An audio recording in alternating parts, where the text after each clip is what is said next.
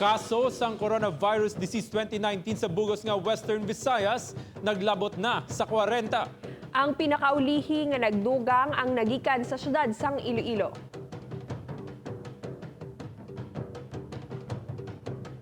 Makapugso si WV40 ang taga-distrito sa Lapaz, Iloilo City, kag may travel history sa United Kingdom. Sa dugang nga detalye, makaupod naton si John Sala live. John? Said Kate Adrian, padayon ng monitoring sa Department of Health Center for Health Development 6 sa padayon ng epekto sa coronavirus disease 2019 sa bugos nga Western Visayas.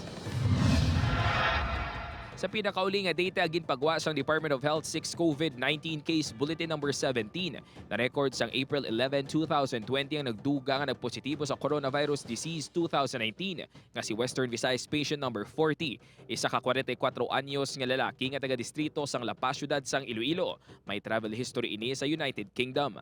So to date we have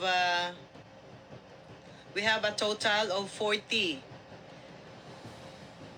confirmed COVID-19 cases as of April 11, 2020. Bangod sini, 5 ka kaso na sang coronavirus disease 2019 sa syudad sang Iloilo. Sa bilog nga rehiyon, 6 nang nakarecover sa balatian samtang nagapabilin sa 7 ang napatay. Sa piyak sini ginakabig sang Department of Health Center for Health Development 6 nga maayong balita nga mas madamong naganegatibo sa COVID-19 test.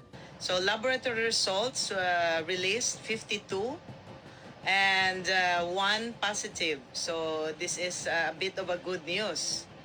Still, tungod kay 1 sa gihapon ang aton positive and 51 negative. Sa karon may 15 na kakaso sa Iloilo Province, 7 ang sa Bacolod City, 6 ang sa probinsya sang Aklan, 5 sa syudad sang Iloilo, 4 sa probinsya sang Capiz, 2 sa probinsya sang Antique kag 1 sa Negros Occidental, samtang nagapabili naman nga COVID-free ang Guimaras. Said update lang santo sa DOH 6 COVID-19 case bulletin number 18 dated April 12 o kun kahapon wala sang may nagduga nga COVID-19 cases sa bilog nga rehiyon.